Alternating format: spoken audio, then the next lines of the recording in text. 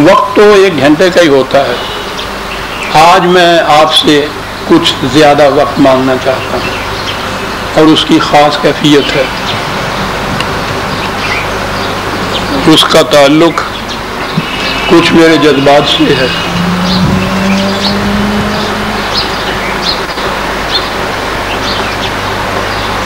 دنیا کی ہر چیز جو مرغوب خاطر ہو، پسندیدہ ہو، اس کا ختم ہونا، اس میں کمی آ جانا، وہ وجہ ملول خاطر ہوتا ہے، انسان کے دل پہ گراں گزرتا ہے. یہ ٹھیک ہے، میں بھی انسانوں میں سے ہوں، مجھے زیادہ عرض تو نہیں کرنا. یہ متاع حیات، یہ سرمایہ زندگی اللہ کا احسان ہے. مجھے کبھی اتنا میسر نہیں آیا، یا میں نے کبھی اتنا حاصل کرنے کی کوشش نہ کی کہ جو اتنا فراواں ہو کہ اس میں کمی مجھے وجہ ملول ہو، ادارے کے مطابق وہ دیتا گیا. مرغوب خاطر چیزیں میری ذوق لطیف جو تھا اس کی تسکین کے لیے فنون لطیفہ کی چیزیں، ان میں کمی اور ختم کا سوال نہیں پیدا ہوتا. وہ اپنے اندرونی جذبات کے نسبت سے ان چیزوں کے اندر کشش ہوتی ہے، وہ بھی بات نہیں. میرے لیے اس کائنات میں مرغوب ترین متاع حیات خدا کی کتاب تھی، اور محبوب ترین ہستی اس کتاب کا لانے والا نبی اکرم صلی اللہ علیہ وسلم. اب اس وقت میں قرآن کی بات کرتا ہوں، 2 منٹ کے بعد حضور کی بات بھی کروں صلی اللہ علیہ وسلم. قرآن کریم کی صورت یہ ہے کہ یہ ایک بحر بے کراں ہے، ایک ایسی ندی ازل اس کے پیچھے ابد سامنے، نہ حد اس کے پیچھے نہ حد سامنے.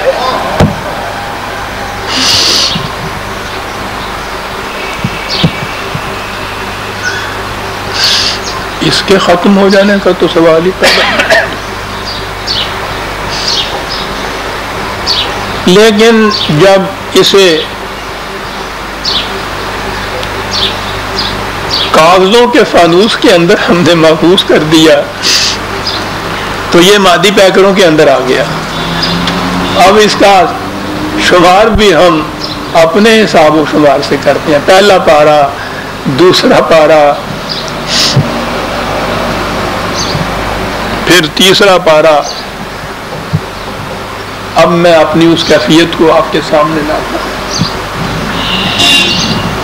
بچپن سے 5-6 سال کا ہوں گا کہ قرآن کا پارا میرے ہاتھ میں آیا. ٹھیک ہے، وہ ہر بچے کے ہاتھ میں ہوتا. قریب 50 سال سے عزیزان مان میری کیفیت یہ ہے، اس دن کے سوا کہ جب میں طبعاً معذور نہ ہو گیا ہوں، قرآن کریم کی تابدار روشنی سے میری آنکھیں منور ہوتی رہی ہر روز. یہ کیفیت 50 سال سے میری. لیکن ایک احساس 50 سال سے ہی میرے اوپر ہے، اسے آپ جذباتی کہیے، شعوری تو نہیں. جب بھی میں 29ویں پارے کے آخر میں پہنچتا ہوں تو مجھے کچھ دھکا سا لگتا ہے کہ یہ ختم ہونے لگا ہے. ٹھیک ہے، میں بھی منطق کی روح سے اس کی دلیل نہیں دے سکتا جسے میں لامنتہا مانتا ہوں، لیکن وہ جو شمار ہمارا ہو رہا ہے نا محسوس قاعدوں سے، محسوس طریقے سے، 29ویں کے یہ جو میں نے آپ کہا ہے نا آپ سے کہ یہ 29ویں پارے کی آخری آیت ہے، یوں ہی نہیں کہا، میرے دل میں ایک طوفان اٹھ رہا ہے. وہی جو میں نے عرض کیا ہے جو ساری عمر میرے ساتھ ہوتا رہا ہے. یہاں میں پہنچتا ہوں تو یوں احساس ہوتا ہے کہ اب یہ ختم ہو جائے گا، اور میں پھر اس ختم نہ ہونے کے یا اس ختم ہو جانے کے احساس کو اس طرح سے بہلاتا ہوں کہ جب آخری سورت کی یوسوس فی صدور الناس من الجنت والناس آتا ہوں تو میں کرتا یہ ہوں من الجنت والناس الحمدللہ رب العالمین الرحمن الرحیم. میں یوں کر لیتا ہوں اس کو کہ وہاں کا وہ جو تاغا ہے میں توڑتا نہیں، وہاں یہاں آ کے اس کی گرہ دے لیتا ہوں اور پھر شروع ہو جاتا ہوں. انسان اپنے آپ کو بھی کس قسم کے حسین فریب دے لیتا ہے. قرآن کریم کی کیفیت یہ ہے میری، نہ ہونے والا بحر ذخار ہے.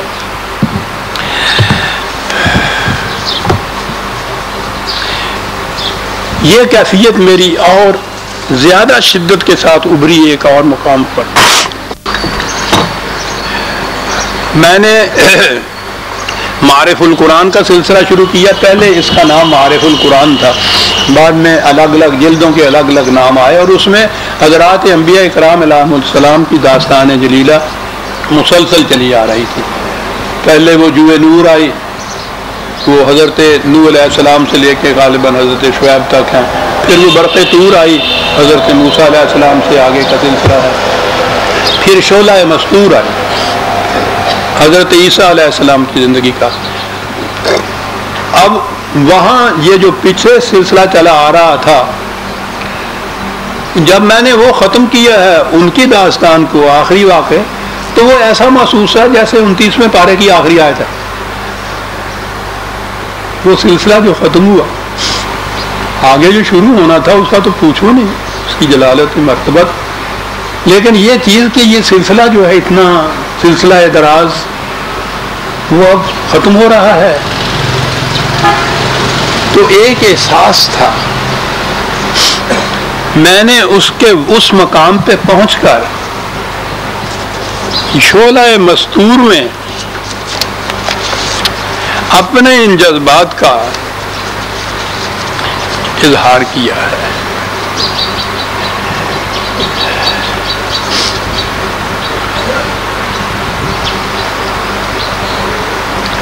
میں اپنی دعاؤں کا صلہ آپ سے یہ مانگتا ہوں کہ جو کچھ میرے جذبات میں اس وقت اظہار کیا جن الفاظ میں آپ کو سنا دوں، آپ اسے سن لیجئے گا. اس مقام پر پہنچ کر میں نے یہ لکھا، میرے سامنے ہے یہ چیز، اور آپ دیکھ لیجئے گا کہ یہ جذبات کی شدت کا کیا عالم تھا. پتہ نہیں بعض اوقات خود لکھنے والا بھی محسوس نہیں کرتا کہ کس عالم کے اندر یہ چیز لکھی جاتی ہے اور لکھی گئی ہے.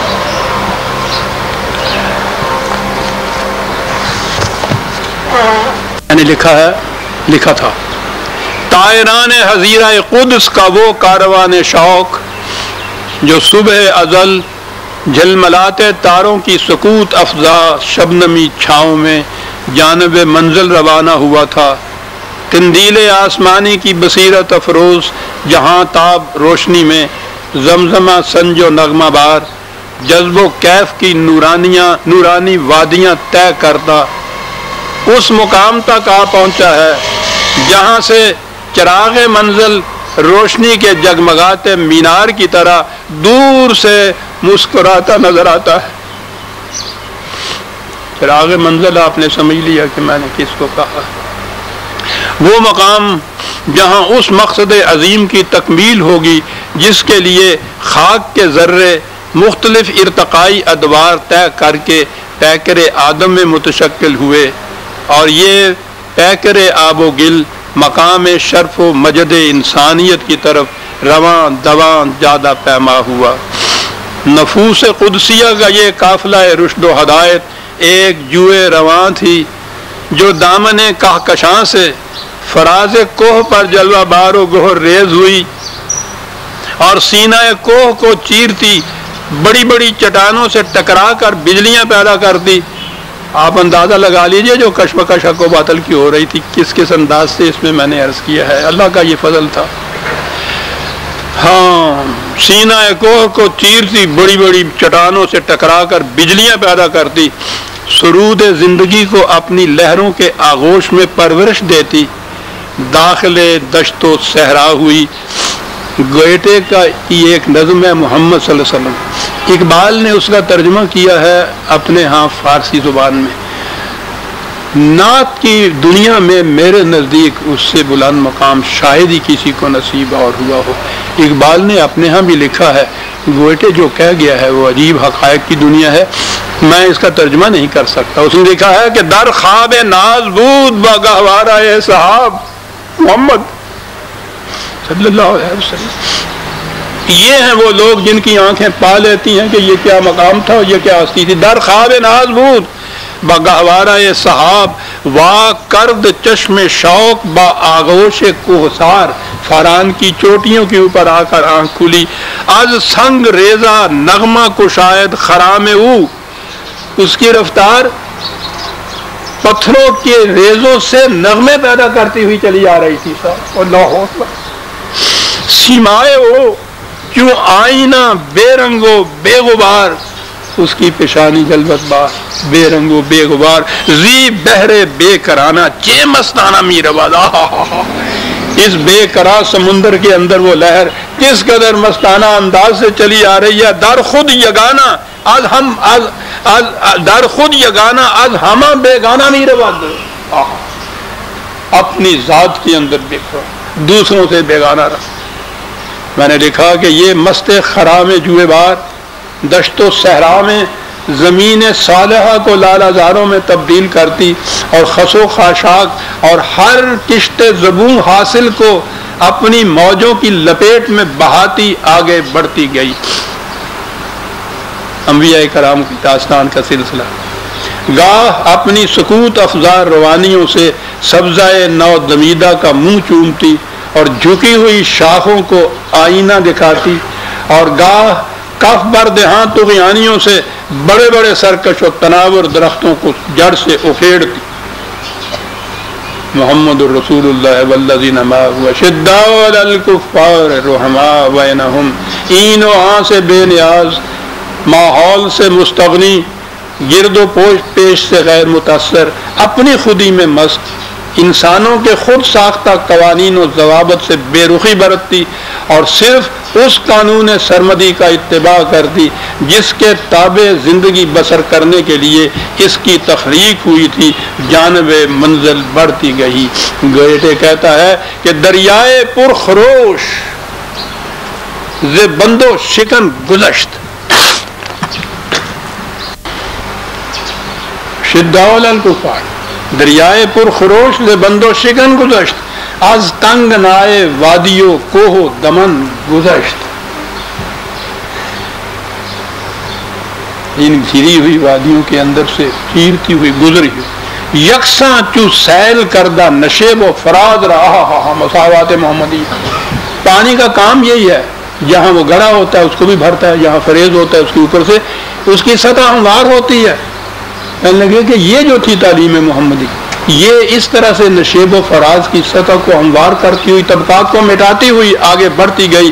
از کاخ شاہ و بارہ و کشت و چمن گذشت، اس نے نہ تو بادشاہوں کی طرح خراج معصول کیا کسی سے، نہ کسی باغبان کی طرح اپنا حصہ ان کی محنتوں سے اور چمن کے پھلوں سے مانگا۔ بے تاب ہو، تند تیز ہو، جگر سوز ہو، بے قرار، کیا کہوں میں اس نات، بے تاب و تند و تیز و جگر سوز و بے قرار، در ہر زمان بتازہ رسید از کوہن گذشت۔ دور کوہن میں جو چیزیں شکستہ ہو چکی ہوئی تھی ان کو چھوڑتے ہوئے جدید دنیا کی منزلیں طے کرتے ہوئے آگے بڑھتا گیا۔ زی بحر بے کرانہ چے مستانہ میرآباد، در خود یگانہ از ہمہ بیگانہ میرآباد۔ اور میں نے پھر دیکھا کہ یہ قافلہ رشد و ہدایت، یہ کاروان نور و نکہت ہر ناقہ بے زمام کو دعوت قطار دیتا اور ہر رہروے سفر حیات کی تقدیروں کی پردہ کشائی کرتا، اس مقام تک آ پہنچا ہے جہاں آثار منزل نکھر کر سامنے آ گئے ہیں۔ تکمیل سفر کی ہنگامہ خیز مسرت اور حصول منزل کی مسرت انگیز کیفیت کا اندازہ ہم شکستہ پاک کیا لگا سکتے ہیں، نہ جن کے قدم آشنائے جادہ، نہ آنکھیں شناسائے منزل۔ اس واضحانہ حقیقت کا پوچھئے کسی ایسے قلب زندہ سے جس پر یہ حقیقت آشکارا ہو چکی ہو کہ حیات ذوق سفر کے سوا کچھ اور نہیں۔ یہ کیف، یہ راحلہ شوق اس وقت میقات میں آ پہنچا ہے۔ مجھے خوشی مسرت ہے اور فخر ہے اپنی اس تشبیہ پر۔ میقات آپ کو معلوم ہے کہ حج کے لیے جب جاتے ہیں تو کعبے سے دور کچھ فاصلے پر، کچھ یہاں کچھ وہاں، وہ وہاں ایسے نشانات ہیں مقامات کے کہ جہاں پہنچ کر پھر احرام کا جامہ پہنا جاتا ہے، کپڑے اتارے جاتے ہیں، تو وہ در حقیقت تیاری ہوتی ہے حرم تک پہنچنے کی۔ وہ میقات ہوتا ہے، وہ وعدہ ہوتا ہے، وہ مقام ہوتا ہے کسی کے ملنے کا، جہاں کوئی کہہ گیا ہو کہ یہاں کھڑے رہنا، ہم آئیں گے یہاں تمہارے لیے۔ کیا بات ہے اس لفظ کی صاحب، ہم تمہیں ملنے آئیں گے، یہاں ہمارا انتظار کرو۔ میقات کیا عجیب الفاظ. اس وقت میقات میں پہنچ چکا ہے. میں نے لکھا ہے وہ دیکھیے ہر فرد کارواں مصروف احرام بندی ہے کہ اب اگلا قدم حریم کعبہ میں ہوگا. میقات پر پہنچ کر ہر زائر حریم قدس کا ولولہ شوق تیز تر اور راحلہ ذوق انا گسیختہ ہو جاتا ہے کہ منزل کا قرب اور عید نظارہ کی کشش اس کے رگ و پے میں بجلیاں بھر دیتی ہے. لیکن اس مقام پر میرا یہ عالم ہوتا ہے کہ ذوق و شوق کی برق آسا بے قراریاں اور جذب و کیف کی والہانہ سرمستیاں یکسر حیرت بن جاتی ہیں کہ یہ وہ مقام ہے جہاں کا ہر ذرہ پکار کر کہہ رہا ہوتا ہے کہ ادب گاہے زیر آسماں از عرش نازک تر. یہ وہ ادب کا مقام ہے اس آسمان کے نیچے جو عرش سے بھی نازک تر ہوتا ہے صاحب. اور یہی وہ مقام ہے کہ جہاں میں یا یہی وہ کیفیت ہے کہ جہاں میں 29ویں پارے کی آخری آیت میں پہنچا کرتا ہوں. بیان ہی یہ میری کیفیت ہو جاتی ہے. عزیزان من، میں جذباتی بہت کم ہوتا ہوں، لیکن جذبات کے موٹر صرف پٹرول سے ہی نہیں چلتی، اس میں موبل آئل بھی ہونا ضروری ہے صاحب. یہ ہے وہ کیفیت جو میں نے عرض کیا کہ یہ فَبِأَيِّ حَدِيثٍ بَعْدَهُ يُؤْمِنُونَ جب آخری آیت آئی ہے 29ویں پارے کی تو میں اسے میقات کے سنگ میل سے پکارا کرتا ہوں. وہاں پہنچ چکے ہیں ہم، احرام باندھیے، تیاری کیجیے اب آگے حریم کعبہ میں پہنچنے کے لیے.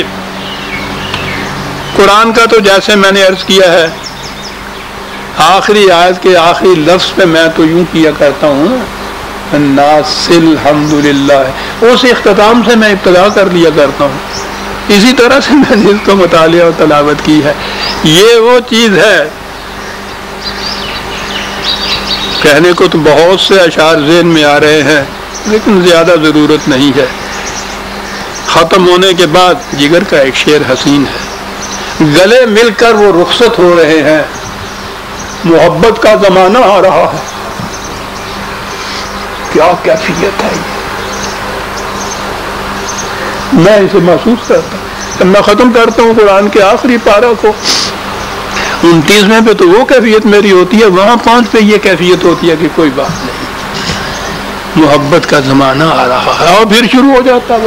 اور اس شروع ہونے کے متعلق تو میں سمجھتا ہوں کہ غالب جس انداز میں بات کہہ گیا ہے کسی اور کو نصیب نہیں. وداع و وصل جدا گانا لذت ادارت، تیرا رخصت ہونا اور تیرا آ کے ملنا دونوں کی لذت ہی الگ الگ ہوتی ہے. 1000 بار بھی رہو، 100,000 بار بھی آ، 100 دفعہ جا، 1000 دفعہ آؤ، صدقے تیرے. قرآن کی کیفیت عزیزان من میرے ساتھ ہی ہے. وداع و وصل جدا گانا لذت ادارت ہے. ختم کرتا ہوں. ختم کا لفظ بھی میں کامتا ہوں جب میں یہ کہتا ہوں، میں نہیں چاہتا یہ لفظ بھی ختم کروں. آخری پارے پہ پہنچ کے بعد آخری آیت پہ جاتا ہوں تو وداع اور پھر الحمدللہ سے وصل. وداع و وصل جدا گانا لذت ادارت. کیا بات اس شخص کی کہ 1000 بار بھی رہو، 100,000 بار بھی رہو، 1000 بار صرف 100,000 بار. یہ ہے چیز کہنے کی جو ہوتی ہے لطیف باتیں. 100,000 بار قرآن کو جب یوں ودا کیا جاتا ہے، میں کہوں گا، تو اس کے بعد اس کا آنا جو ہوتا ہے وہ ایک نئی دنیا کے دروازے کھولتا ہوا آتا ہے. 50 برس ہو گئے عزیزان من. اتنی چھوٹی سی کتاب ہے کہ اندر میرے اب میں نے وہ لگا دیا ہے. ایک قطعہ ہے اتنا بڑا فریم کیا ہوا رکھا ہوا مصر میں، اس ایک کے اندر سارا قرآن لکھا ہوا ہے. اتنی چھوٹی سی کتاب ہے. وہ انگریزی کا ٹائپ جو بریف ہوتا ہے اس میں یہ آ جائے چند صفحوں میں کتاب آ سکتی ہے، لیکن کیفیت اس کی یہ ہے کہ نہ حد اس کے اسی سے نہ حد سامنے، یہ ختم ہی نہیں ہونے کو پاتی. ہر بار اس کو جب میں شروع کرتا ہوں ہر بار نئے حقائق سامنے آتے ہیں. 50 سال ہو گئے بھرے ہوئے ہیں رجسٹر میرے ان چیزوں کے لکھنے سے، جناب ختم نہیں ہو سکتا. قرآن نے جو کہا تھا کہ خدا کے حقائق کو تم ختم نہیں کر سکو گے، خاص سارے سمندر روشنائی بن جائیں اور سارے درخت قلم بن جائیں. قرآن کی کیفیت یہ ہے عزیزان من.